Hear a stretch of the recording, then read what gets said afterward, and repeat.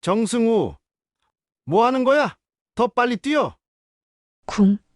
야, 정신 차려 눈 딱 뜨라고. 연기질이네 넌 배우나 하지 왜 군대 왔냐? 퍼. 어디서 감히 체력장 하다 쓰러져? 이런 애들은 초반에 아주 뿌리를 뽑아놔야 돼. 조교님, 이 병사 완전히 기절했습니다. 즉시 의무실로 옮겨야 해요. 됐어. 그냥 꾀병이야. 훈련 빠지려는 개수작이지. 뭐?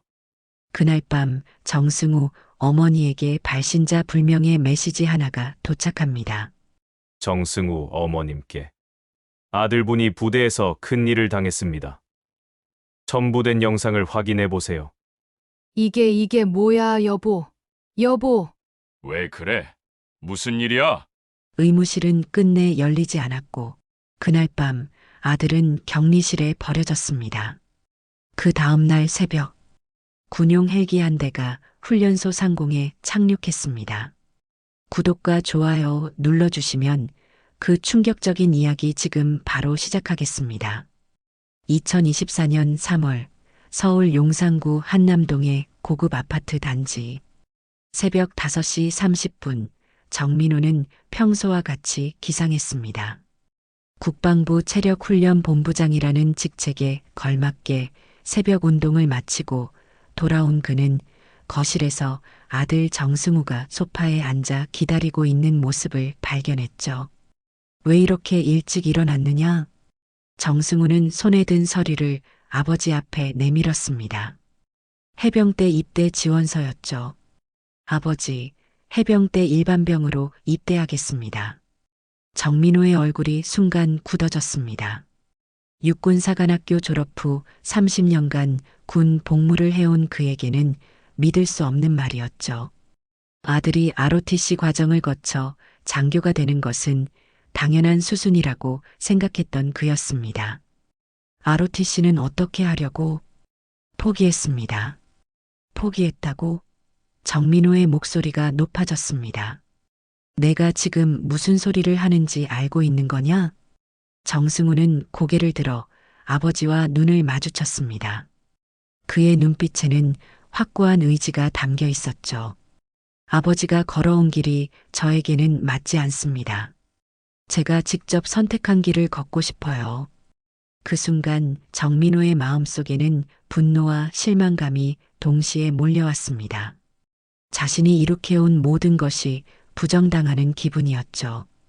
투스타까지 달고 있는 자신의 아들이 고작 이등병으로 군대에 가겠다니요. 너는 내가 얼마나 고생해서 이 자리까지 올라왔는지 모르는구나. 내가 왜 이렇게 살아왔는지, 너를 위해서 얼마나 많은 것을 포기했는지. 정민호의 목소리에는 30년간 쌓인 무게가 실려 있었습니다. 하급 간부 시절 상관들에게 받았던 모욕, 진급을 위해 참아야 했던 수많은 순간들, 그리고 아들만큼은 자신과 같은 고생을 하지 않기를 바랐던 마음이 한순간에 무너지는 느낌이었죠. 어머니 정은영이 부엌에서 나와 두 부자 사이의 긴장감을 감지했습니다. 전직 간호부사관 출신이었던 그녀는 군대 생활의 현실을 누구보다 잘 알고 있었습니다. 승우야, 정말 심각하게 생각해 본 거니? 일반병 생활이 얼마나 힘든지 알고 있어? 네, 어머니. 충분히 생각해 봤습니다. 정민호는 자리에서 일어나며 차갑게 말했습니다. 좋다. 내가 그렇게 하고 싶다면 해라. 하지만 앞으로 내게는 도움을 요청하지 마라. 내가 선택한 길이니까 끝까지 혼자 걸어가거라. 그날 이후 일주일 동안 정민호는 정승우와 단 한마디도 나누지 않았습니다. 식사 시간에도 마주 앉지만 서로를 외면했죠. 정은영은 그런 두 부자를 바라보며 가슴이 답답했습니다. 입대 전날 밤 정승우는 아버지의 서재 앞에서 1시간 넘게 서성거렸습니다. 마지막으로 한 번만이라도 대화를 나누고 싶었지만 결국 문을 두드리지 못했죠. 서재 안에서는 정민호 역시 아들의 발소리를 듣고 있었지만 먼저 나서지 않았습니다. 입대 당일 아침 포항 해병대 교육훈련단으로 향하는 고속버스 터미널. 다른 가족들은 아들을 배웅하며 눈물을 흘리고 있었지만 정민호는 나타나지 않았습니다. 정은영만이 홀로 아들을 배웅했죠. 승우야, 아버지한테 너무 섭섭해하지 마. 속마음은 걱정이 많으실 거야. 괜찮아요, 어머니. 제가 선택한 길이니까요. 하지만 정승우의 목소리에는 아쉬움이 묻어 있었습니다. 버스가 출발하며 창밖으로 사라져가는 어머니의 모습을 바라보던 정승우는 문득 궁금했습니다. 정말로 아버지는 자신을 걱정하지 않을까요? 한편 그 시각 정민호는 국방부 집무실에서 업무에 집중하려 했지만 자꾸만 아들 생각이 났습니다. 해병대 교육훈련단의 훈련 강도를 누구보다 잘 알고 있는 그였기에 더욱 걱정이 되었죠. 하지만 자존심이 먼저 나서서 연락할 수는 없었습니다. 포항에 도착한 정승우는 다른 신병들과 함께 훈련장에 줄을 섰습니다. 교관들의 거친 고함 소리가 온 훈련장을 뒤덮었죠. 그 순간 정승우는 깨달았습니다. 이곳에서는 정민호 장군의 아들이 아니라 그냥 이등병 정승우일 뿐이라는 것을 말입니다. 신병교육 7주가 흘렀습니다. 정승우는 생각보다 잘 적응했죠. 하지만 그는 몰랐습니다. 자신을 기다리고 있는 진짜 지옥이 따로 있다는 것을 말입니다. 2024년 4월 말 포항 해병대 교육훈련단에서 7주간의 신병교육을 마친 정승우는 자대 배치 명령서를 받았습니다. 경기도 김포에 위치한 해병 제1사단 예하 부대였죠. 그곳에서 정승우의 진짜 군 생활이 시작될 예정이었습니다. 김포부대에 도착한 첫날, 정승우는 중대 사무실로 호명되었습니다. 그곳에서 그를 기다리고 있던 사람은 강주호 조교였죠. 30세의 강주호는 특전사에서 전출된 지 얼마 되지 않은 상태였습니다. 그의 얼굴에는 묘한 냉소가 떠올라 있었습니다. 신병 정승우지? 나는 강주호 조교다. 앞으로 너희들 생활을 담당하게 될 거야. 강주호는 정승우를 위아래로 훑어보며 비웃듯 웃었습니다. 신병교육에서 상당히 단련된 정승우의 모습이 마음에 들지 않는 듯 했죠. 특전사에서는 너 같은 애들을 어떻게 다뤘는지 알아? 여긴 해병대야. 인간 대접 받을 생각은 하지도 마. 그날 저녁 점호 시간, 강주호는 신병들을 집합시켰습니다. 정승우를 포함해 같은 기수로 들어온 신병이 총 12명이었죠. 강주호는 그들 앞에서 천천히 걸으며 말했습니다. 너희들 중에서 청소개를 뽑을 거야. 매일 밤 사단 전체 화장실을 청소하는 임무지. 영광스럽지? 신병들은 아무도 대답하지 않았습니다. 강주호의 시선이 정승우에게 머물렀죠. 정승우, 내가 해라. 조교님, 왜 저만? 이유를 묻는 거야? 여긴 민주주의 국가가 아니라고. 강주호의 목소리에는 차가운 위협이 담겨 있었습니다. 정승우는 더 이상 항변할 수 없었죠. 그날부터 정승우의 지옥 같은 나날이 시작되었습니다. 낮에는 일반적인 부대 훈련에 참여하고 밤 10시부터는 사단 전체 화장실 청소를 해야 했습니다. 화장실이 총 15개 동에 걸쳐 있었는데 혼자서 모든 곳을 청소하려면 새벽 3시는 되어야 끝났죠. 일주일이 지나자 정승우의 몸은 극도로 지쳐갔습니다. 하루 평균 수면 시간이 3시간도 채 되지 않았거든요. 하지만 강주호는 여전히 만족하지 않았습니다. 정승우, 내일 아침 체력장에서 만점 받아야 한다. 못 받으면 청소계 기간 연장이야. 체력장은 해병대의 기본 체력 측정 종목들로 구성되어 있었습니다. 팔굽혀펴기, 윗몸 일으키기, 그리고 3km 달리기였죠.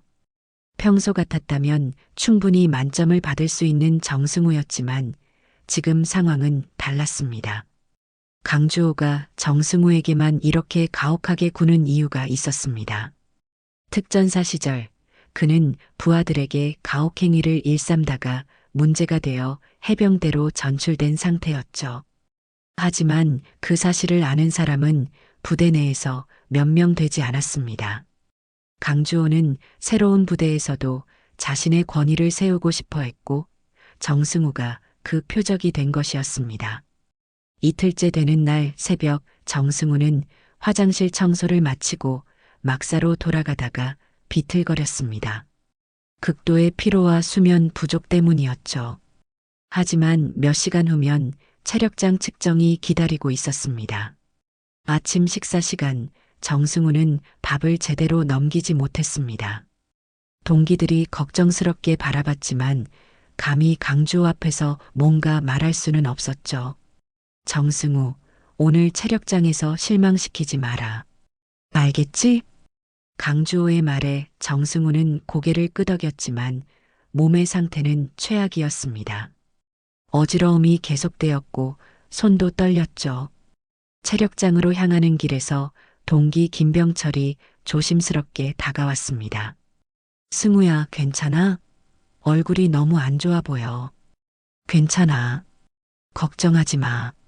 하지만 정승우의 목소리는 힘이 없었습니다.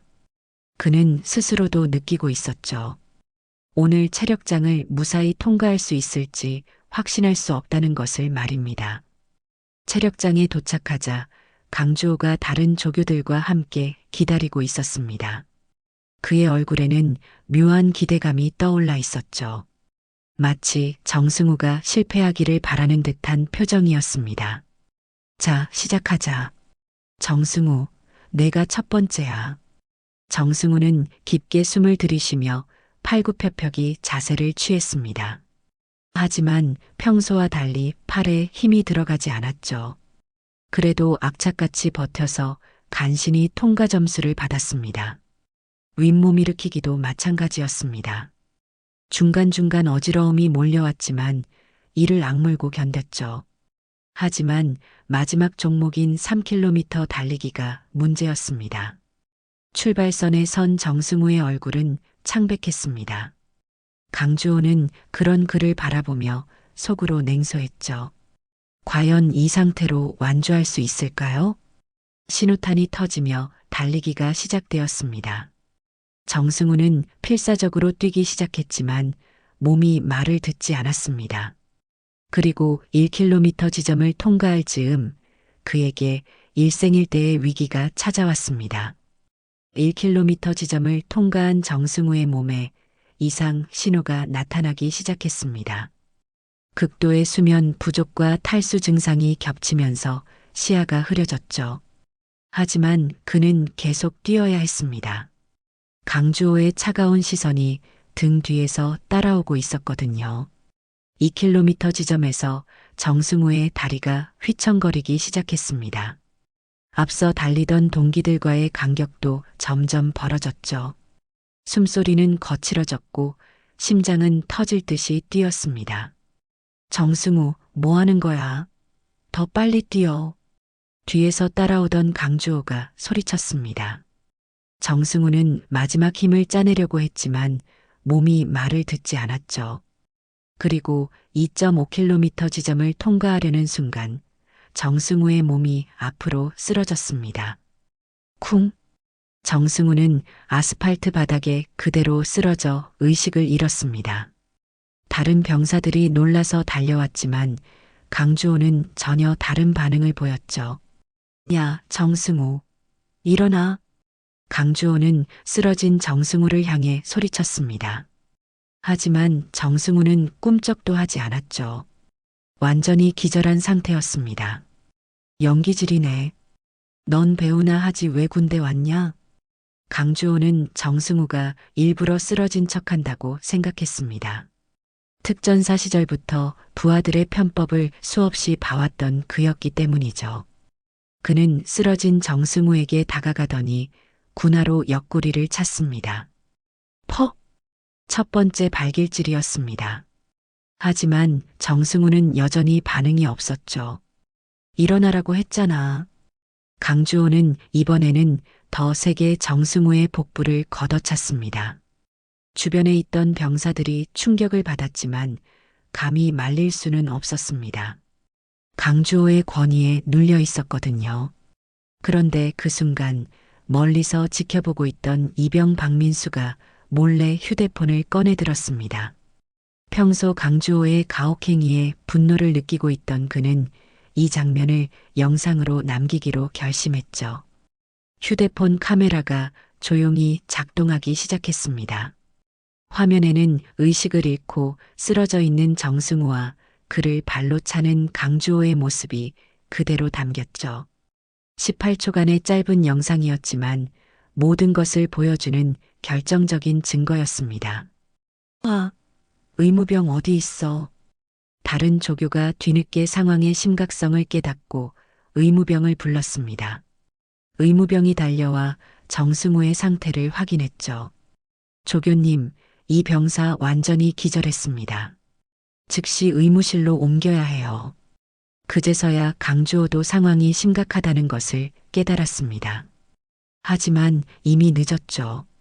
자신의 폭력 행위가 여러 병사들에게 목격당한 상황이었습니다. 정승우는 부대 의무실로 옮겨졌습니다. 의무병의 응급처치로 의식을 되찾은 정승우는 극심한 복통을 호소했죠. 강주호의 발길질로 인한 것이었습니다. 어디가 아파? 배가 너무 아픕니다. 정승우는 복부를 감싸며 신음했습니다. 강주호의 군화가 정확히 명치 부분을 가격했던 것이죠. 의무병은 정승우의 복부를 진찰하며 이상함을 느꼈습니다. 단순한 탈진이라면 이렇게 국소 부위에 통증이 집중될 리 없었거든요. 조교님이 발로 찬 건가요? 정승우는 잠시 망설였습니다. 사실을 말하면 강주호에게 더 큰 보복을 당할 수도 있었죠. 하지만 고통이 너무 심했습니다. 네. 의식을 잃고 쓰러졌는데 연기라고 하면서 의무병의 얼굴이 굳어졌습니다. 이것은 명백한 가혹행위였죠. 하지만 그 역시 강주호의 눈치를 볼 수밖에 없는 처지였습니다. 한편 박민수는 촬영한 영상을 어떻게 처리할지 고민하고 있었습니다. 부대 내에서 신고하면 오히려 자신이 위험해질 수 있었죠. 하지만 정승우가 당한 일을 그냥 넘어갈 수는 없었습니다. 그날 저녁 강주호는 정승우를 불러내어 따로 얘기했습니다. 오늘 일은 내가 체력이 딸려서 벌어진 거야. 알겠지? 괜한 소문 내지 마라. 정승우는 고개를 끄덕일 수밖에 없었습니다. 강주호의 위협적인 눈빛 때문이었죠. 그리고 앞으로도 청소계는 계속해야 할 거야. 오늘 체력장에서 만점 못 받았잖아. 정승우의 가슴에 분노가 치밀었지만 참을 수밖에 없었습니다. 이곳에서는 강주호가 절대 권력자였거든요. 그날 밤 정승우는 홀로 화장실 청소를 하며 생각했습니다. 과연 이런 일들을 아버지가 알고 있을까요? 국방부에서 높은 자리에 있는 아버지라면 이런 부조리를 막을 수 있지 않을까요? 하지만 자신과 연락을 끊은 아버지에게 도움을 요청할 수는 없었습니다. 박민수는 휴대폰에 저장된 영상을 반복해서 봤습니다. 18초라는 짧은 시간이었지만 강주호의 폭력 행위가 명확하게 담겨 있었죠. 그는 결심했습니다. 이 영상을 외부로 알리기로 말입니다. 하지만 박민수는 몰랐습니다. 자신의 이런 행동이 곧 발각될 것이라는 사실을 말입니다. 그리고 그 결과가 얼마나 무서운지도 상상하지 못했죠. 며칠 후 부대에서는 휴대폰 점검이 실시되었습니다.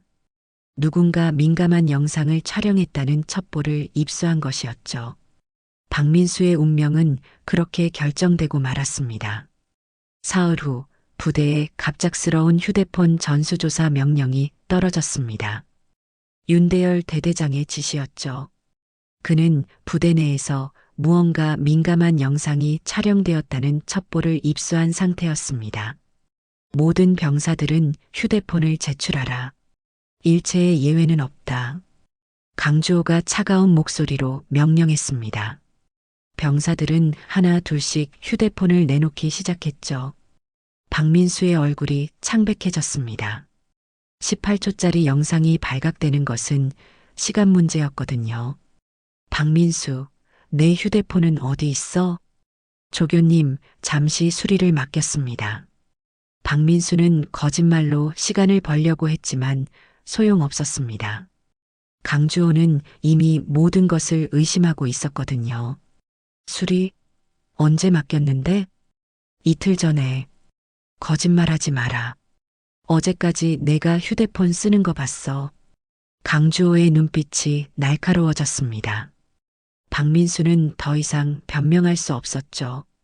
결국 생활관 침대 밑에 숨겨놓았던 휴대폰을 꺼내올 수밖에 없었습니다. 강주호는 박민수의 휴대폰을 받아들고 갤러리를 뒤지기 시작했습니다. 그리고 얼마 지나지 않아 그 영상을 발견했죠. 화면에는 의식을 잃고 쓰러진 정승우와 자신이 발로 차는 모습이 선명하게 담겨 있었습니다. 이게 뭐야? 강주호의 얼굴이 일그러졌습니다. 자신의 폭력 행위가 고스란히 기록된 것이었죠.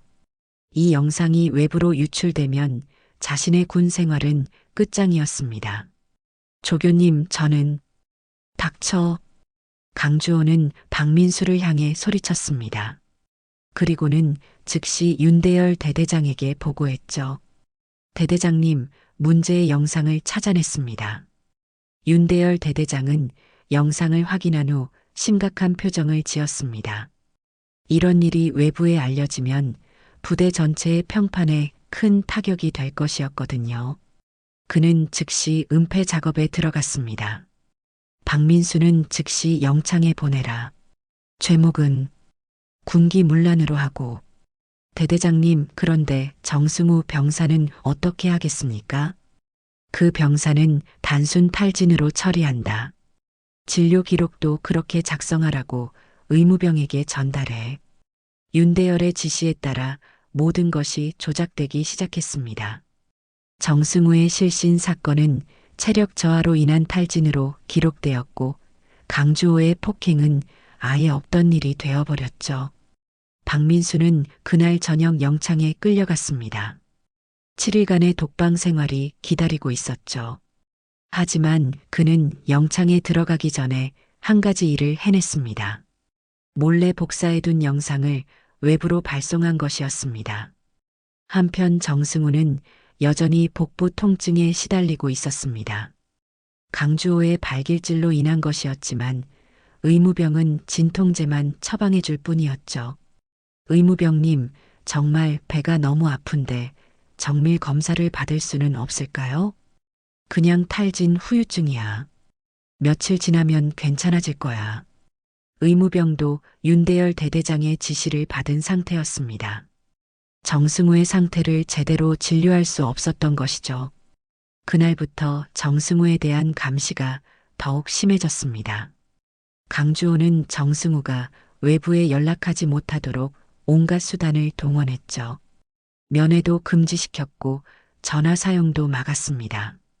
정승우, 내가 이상한 소문이라도 내면 어떻게 될지 알고 있지? 강주호의 위협에 정승우는 고개를 끄덕일 수밖에 없었습니다. 하지만 마음속으로는 분노가 치밀어 올랐죠. 한편 서울에서는 정은영이 아들 걱정에 잠을 이루지 못하고 있었습니다. 입대한 지 2달이 넘었는데도 정승우로부터 연락이 한 번도 오지 않았거든요. 민호 씨, 승우한테서 연락이 너무 없는 것 같아. 부대에 전화라도 해봐야 하지 않을까? 정민호는 신문에서 눈을 떼지 않은 채 대답했습니다. 군대 가서 연락 못하는 게 당연한 거 아니야?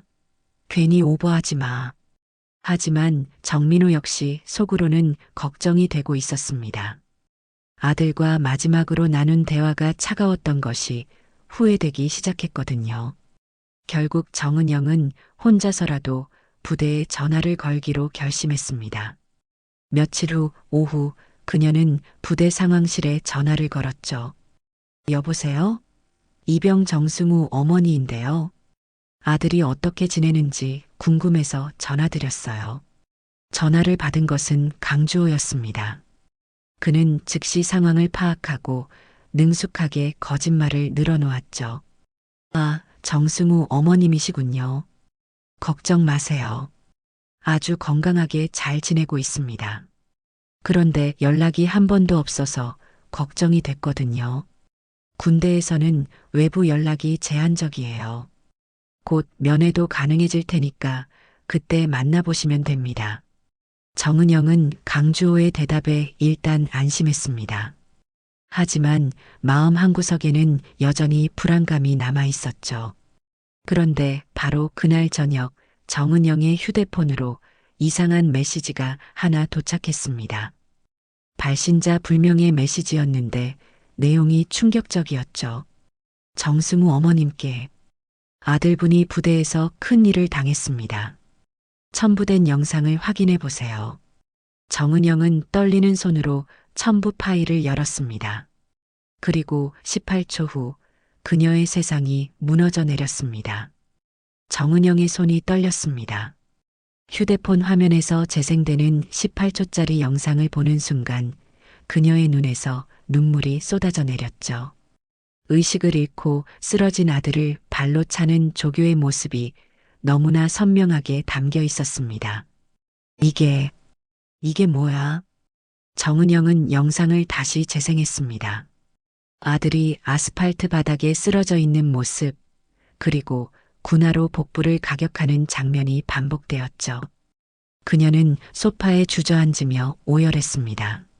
민호 씨, 민호 씨. 정은영의 절규의 서재에 있던 정민호가 급히 나왔습니다.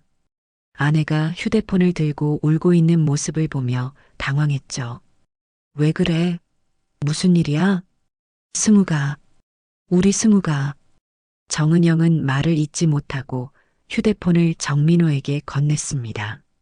정민호는 영상을 받아 재생했죠. 그 순간 그의 얼굴이 철청같이 굳어졌습니다. 화면 속에는 분명히 자신의 아들 정승우가 쓰러져 있었고 해병대 조교가 무자비하게 발로 차고 있었습니다. 18초라는 짧은 시간이었지만 모든 것을 보여주는 충격적인 영상이었죠. 정민호는 아무 말 없이 영상을 다시 재생했습니다. 두 번째, 세 번째, 네 번째. 그는 총 5번을 반복해서 봤습니다. 매번 볼 때마다 분노가 치밀어 올랐죠. 이놈들이. 정민호의 주먹이 꽉 쥐어졌습니다. 30년간 군 복무를 해온 그였지만 이런 충격적인 장면은 처음이었습니다.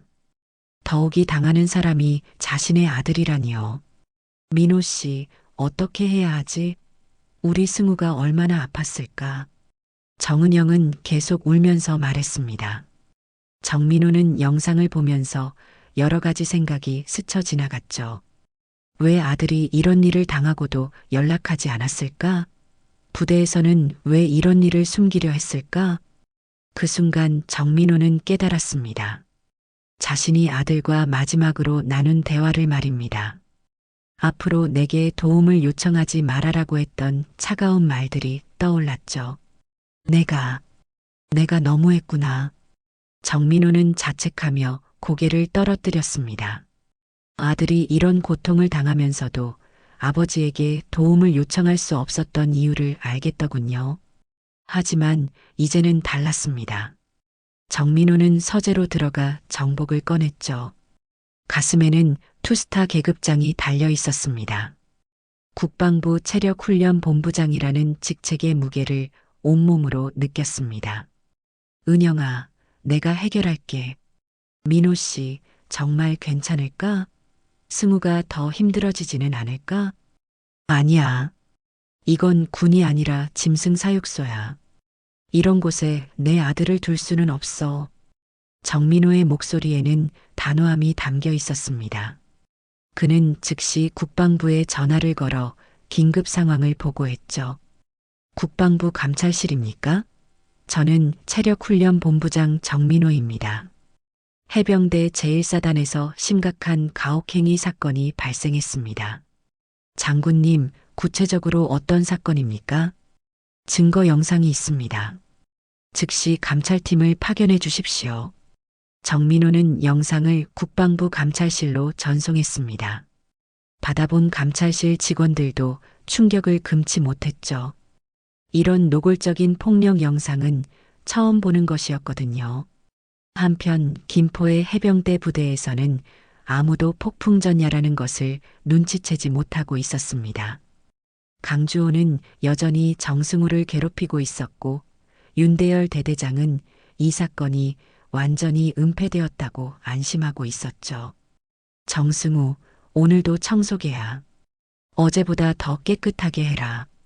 강주호의 명령에 정승우는 고개를 끄덕였습니다. 복부 통증은 여전했지만 참을 수밖에 없었거든요. 그날 밤 정승우는 홀로 화장실 청소를 하며 생각했습니다. 과연 이런 생활이 언제까지 계속될까요? 박민수는 영창에 갇혔고 도와줄 사람은 아무도 없었습니다. 새벽 2시가 넘어서야 청소를 마친 정승우는 막사로 돌아가려 했습니다. 그런데 그 순간 멀리서 헬기 소리가 들려왔죠. 이상하게도 부대 쪽으로 접근하고 있는 것 같았습니다. 무슨 소리지? 정승우는 고개를 들어 하늘을 바라봤습니다. 어둠 속에서 헬기의 불빛이 점점 가까워지고 있었죠. 하지만 새벽 시간에 헬기가 오는 것은 매우 이상한 일이었습니다. 이튿날 아침 일찍 부대 정문에 예상치 못한 방문객이 나타났습니다. 국방부 감찰팀이었죠. 그들은 긴급 감찰 명령서를 들고 있었습니다. 윤대열 대대장님께 전달하겠습니다. 경비병이 황급히 대대 사무실로 연락했습니다. 윤대열은 잠자리에서 급히 일어나 상황을 파악하려 했죠. 감찰팀이요? 무슨 일로? 정확한 내용은 모르겠지만 긴급 사안인 것 같습니다. 윤대열의 얼굴이 창백해졌습니다. 설마 정승우 사건이 발각된 것은 아닐까요? 하지만 모든 증거는 은폐했다고 생각했는데 말이죠. 1시간 후 윤대열은 감찰팀과 마주 앉았습니다. 감찰팀장이 태블릿을 꺼내며 영상을 재생했죠. 대대장님, 이 영상에 대해 설명해 주시겠습니까? 화면에는 정승우가 쓰러지고 강주호가 발로 차는 장면이 생생하게 담겨 있었습니다. 윤대열의 얼굴에서 핏기가 싹 빠졌죠. 이건 어떻게... 대대장님께서는 이 사건에 대해 보고받으신 적이 있습니까? 윤대열은 더 이상 변명할 수 없었습니다. 모든 것이 드러난 상황이었거든요. 그리고 바로 그 순간 부대 정문으로 또 다른 차량이 진입하고 있었습니다. 부대 정문으로 검은색 승용차 한 대가 천천히 진입했습니다. 차에서 내린 사람은 정민호였죠. 정복을 단정하게 차려입은 그의 가슴에는 투스타 계급장이 번쩍였습니다. 국방부 체력훈련본부장의 위엄이 온몸에서 뿜어져 나왔죠. 경비병들이 급히 경례를 했습니다. 이렇게 높은 계급의 장성이 예고 없이 나타난 것은 처음 있는 일이었거든요. 장군님, 어떻게 오셨습니까? 윤대열 대대장 어디 있어? 정민호의 목소리는 차갑고 단호했습니다. 경비병은 즉시 대대 사무실에 연락했죠. 대대장님, 국방부 체력훈련본부장님께서 오셨습니다. 전화를 받은 윤대열은 순간 머리가 하얘졌습니다. 감찰팀과의 조사가 한창인데 정민호까지 나타난 것이었죠. 그는 급히 사무실을 나와 정민호를 맞으러 갔습니다. 장군님, 갑작스럽게 어떻게... 내가 왜 왔는지 모르겠어? 정민호는 윤대열을 차갑게 바라봤습니다. 윤대열의 얼굴에서 식은땀이 흘러내렸죠. 지휘체계상 사전 연락을 해주셨으면. 윤대열 대대장, 내 아들보다 내 체면이 더 중요하냐? 정민호의 한마디에 주변이 순식간에 조용해졌습니다. 지나가던 병사들과 간부들이 모두 걸음을 멈췄죠. 투스타 장군이 직접 와서 대대장을 질책하는 장면은 상상조차 할 수 없는 일이었거든요. 장군님의 아들이라고 하시면 이병 정승우. 내 아들이야. 윤대열의 얼굴이 창백해졌습니다. 정승우가 정민호 장군의 아들이라는 사실을 그제서야 깨달은 것이죠. 왜 감찰팀이 그렇게 빨리 온 것인지, 왜 이 사건이 이렇게 큰 일이 된 것인지 이해가 되었습니다. 정승우는 지금 어디 있어? 그건 윤대열은 제대로 대답하지 못했습니다. 정승우가 격리 상태에 있다는 것을 어떻게 설명해야 할지 몰랐거든요. 대답 안 할 거야? 내가 직접 찾아가야 하나? 정민호는 더 이상 기다리지 않았습니다. 그는 부대 안으로 걸어 들어가기 시작했죠. 윤대열이 황급히 뒤따랐습니다. 장군님, 잠시만요. 제가 안내해 드리겠습니다. 하지만 정민호는 멈추지 않았습니다.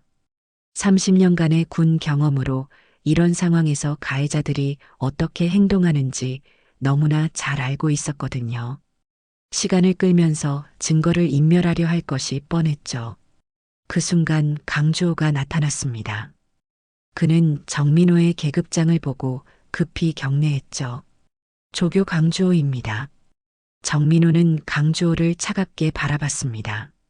18초짜리 영상에서 자신의 아들을 발로 찬 바로 그 사람이었죠. 내가 강주호구나. 네, 장군님. 내 아들을 어떻게 대했는지 설명해봐. 강주호의 얼굴이 굳어졌습니다. 상황이 심각하다는 것을 직감했죠. 하지만 여전히 거짓말로 빠져나갈 수 있다고 생각했습니다. 정승우 병사는 체력장에서 탈진했습니다. 즉시 의무실로 후송해서 치료받았고요. 탈진이라고? 정민호의 목소리가 낮아졌습니다. 위험한 신호였죠. 네, 그렇습니다. 특별한 문제는 없었습니다. 그럼 왜 연기한다고 했어? 강주호의 얼굴이 순간 경직되었습니다. 정민호가 영상을 봤다는 것을 확신한 순간이었죠. 그건 제가... 그리고 왜 발로 찼어? 이제 더 이상 변명할 여지가 없었습니다. 강주호는 고개를 숙였죠. 한편 감찰팀은 이미 정승우를 찾아내고 있었습니다. 그는 별도의 격리실에 있었는데 몸 상태가 매우 좋지 않았죠. 며칠째 제대로 된 치료를 받지 못한 상태였습니다. 정승우 병사? 감찰팀원이 격리실 문을 열었습니다. 정승우는 침대에 누운 채 복부를 감싸고 있었죠. 네, 그렇습니다. 국방부 감찰팀입니다. 몸은 어떤가요? 배가 계속 아픕니다. 감찰팀원은 정승우의 상태를 확인하며 분노했습니다. 명백한 폭행 후유증인데도 제대로 된 치료를 받지 못하고 있었거든요. 지금 즉시 군 병원으로 후송하겠습니다. 바로 그때 정민호가 격리실에 도착했습니다. 문이 열리자 아버지와 아들이 마주쳤죠. 정승우는 아버지를 보고 놀란 표정을 지었습니다. 아버지. 정민호는 아무 말 없이 아들에게 다가갔습니다. 그리고 정승우의 상의를 들쳐 올렸죠. 복부에는 군화 자국 모양의 시퍼런 멍이 그대로 남아 있었습니다. 이놈들이... 정민호의 주먹이 떨렸습니다.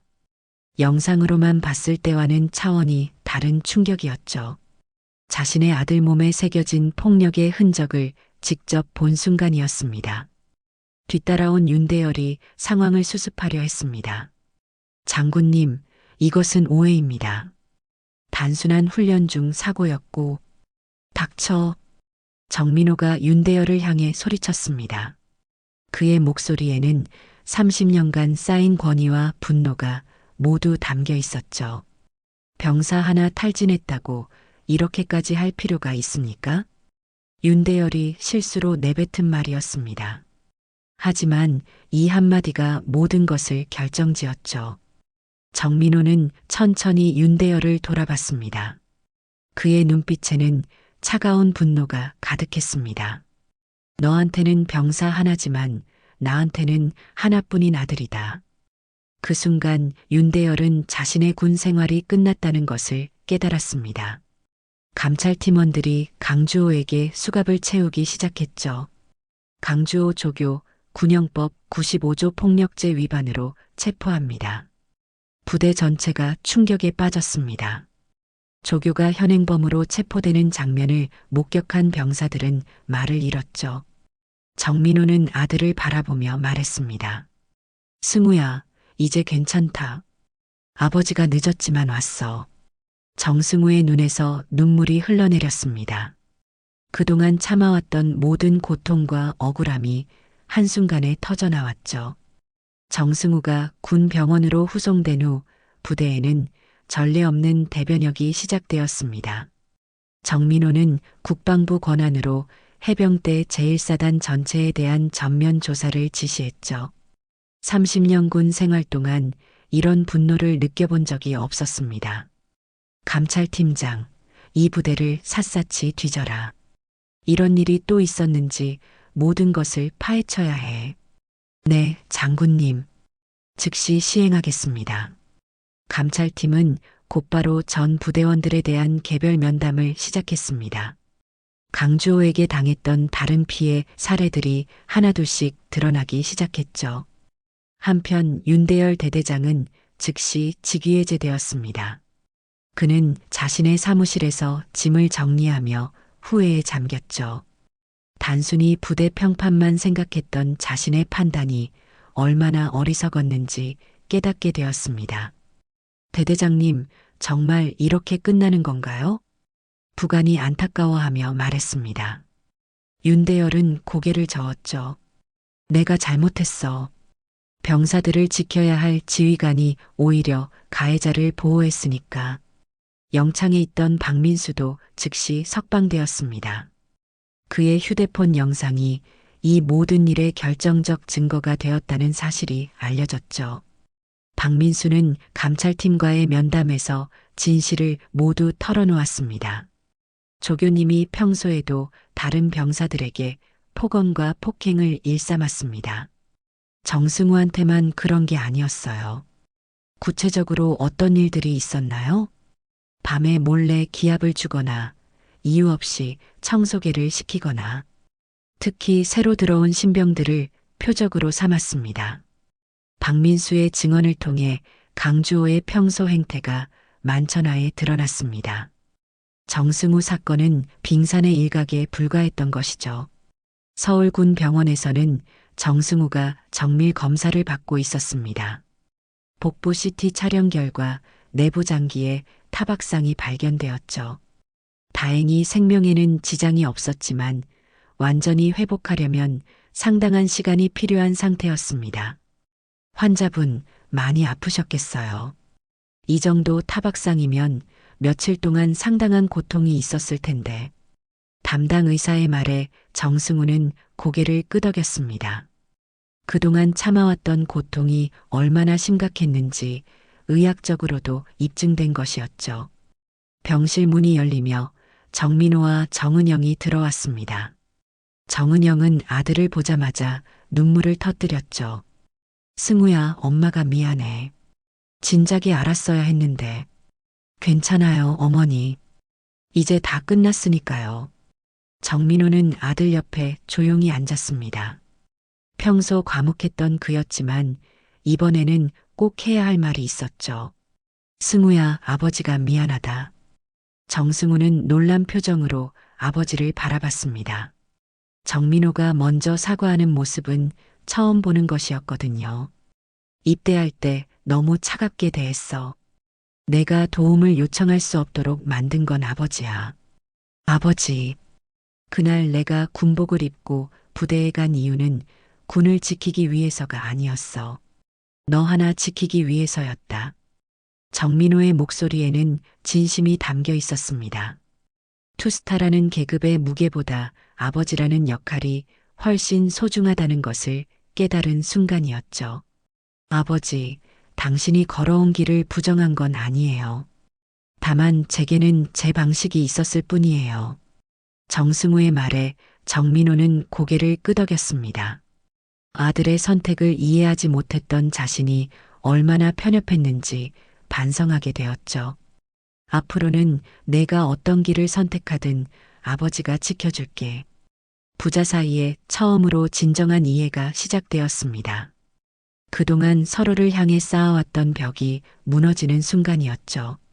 한편 국방부에서는 이 사건을 계기로 대대적인 군기관 개혁 작업에 착수했습니다. 정민호의 주도하에 병사 인권 보호 및 가혹행위 근절 대책이 수립되었죠.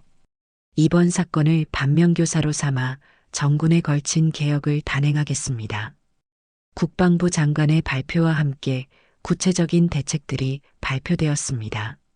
병사 수명권 보장, 체력 훈련 개혁안, 익명신고 시스템 구축 등이 포함되었죠. 특히 정민호가 직접 주관하는 체력 훈련 개혁안이 주목받았습니다. 과도한 체력 단련으로 인한 안전사고를 방지하고 병사들의 기본권을 보장하는 내용이었죠. 모든 체력 훈련은 과학적이고 체계적으로 시행되어야 합니다. 병사들을 괴롭히는 수단이 되어서는 안 됩니다. 정민호의 개혁안은 정군에서 환영받았습니다. 많은 병사들이 이런 변화를 기다려왔었거든요. 강주호는 군사법원에서 중형을 선고받았습니다. 폭행죄뿐만 아니라 직권남용죄까지 적용되어 2년의 군교도소 복역과 전역 처분을 받았죠. 윤대열 역시 징계위원회에서 전역 처분을 받았습니다.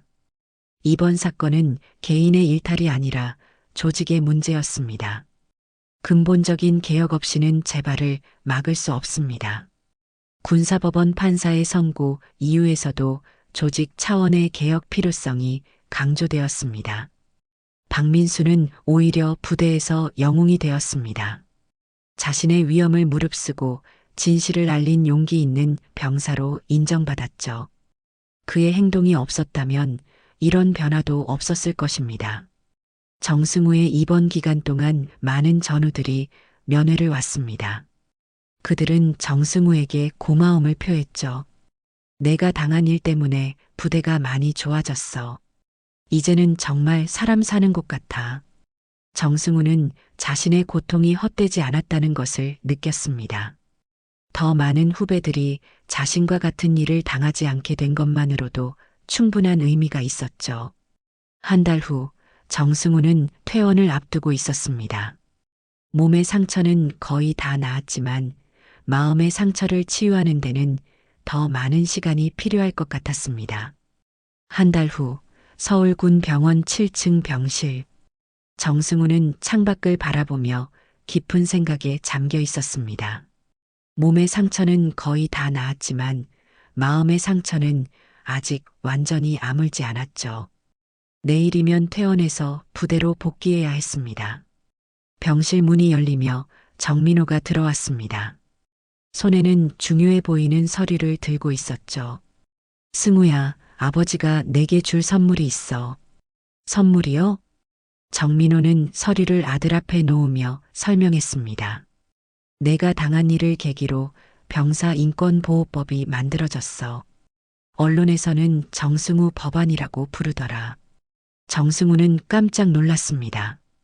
자신의 이름이 붙은 법안이라니 상상도 못했던 일이었거든요. 이 법이 통과되면 앞으로 내가 겪은 일 같은 가혹행위는 완전히 사라질 거야. 24시간 익명신고 시스템, 외부 감시기구, 피해자 보호 조치까지 모든 게 포함되어 있어. 정승우의 눈에서 눈물이 흘러내렸습니다. 자신의 고통이 헛되지 않았다는 것을 실감하는 순간이었죠. 그리고 내가 원한다면 ROTC로 복귀할 수 있어. 특별 전형으로 말이야. 하지만 정승우의 답은 의외였습니다. 아니에요, 아버지. 일반병으로 계속하고 싶어요. 왜? 후배들을 지켜주고 싶어요. 저 같은 일을 당하는 사람이 다시는 생기지 않도록요. 정민호는 아들의 성숙한 모습에 감동했습니다. 이제야 진정으로 자랑스러운 아들이라고 생각했죠. 정말 대견하다, 승우야.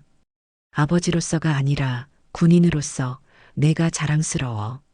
부자는 서로를 바라보며 진심 어린 미소를 나눴습니다. 이튿날 정승우가 부대로 복귀했을 때 모든 것이 달라져 있었습니다. 새로운 대대장과 조교들이 부임했고 부대 분위기가 완전히 바뀌어 있었죠. 정승우 병사 복귀를 환영합니다. 당신 덕분에 우리 부대가 달라졌어요. 새로 부임한 김철수 대대장이 따뜻하게 맞아주었습니다. 생활관에 들어서자 동기들과 후배들이 박수로 맞아주었습니다. 형, 정말 고생 많았어요. 덕분에 이제 진짜 사람 사는 곳이 됐어요. 동기 김병철이 다가와 말했습니다. 밤에 마음 편히 잠들 수 있어. 무서운 조교도 없고 이상한 기합도 없어. 정승우는 뿌듯함을 느꼈습니다. 자신이 겪은 고통이 정말로 의미 있는 변화를 만들어낸 것이죠. 그날 저녁 점호 시간, 김철수 대대장이 전 부대원들 앞에서 말했습니다. 정승우 병사의 용기 덕분에 우리 모두가 더 나은 환경에서 복무할 수 있게 되었습니다. 이것을 잊지 말고 서로를 배려하며 복무해 주시기 바랍니다. 6개월 후 병사인권보호법이 국회를 통과했습니다. 정민호가 뉴스를 보며 아내에게 말했죠. 우리 승우가 해낸 거야. 그 애의 용기가 대한민국 군대를 바꾼 거라고.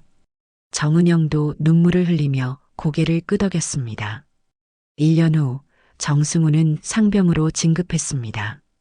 그는 신병들이 들어올 때마다 먼저 다가가서 돌봐주는 든든한 선임이 되어 있었죠. 군대 생활 어때? 정승우 상병님, 처음엔 무서웠는데 여기는 정말 좋아요. 선임들이 다 친절하시고. 다행이다. 혹시 힘든 일 있으면 언제든 말해. 그리고 기억해.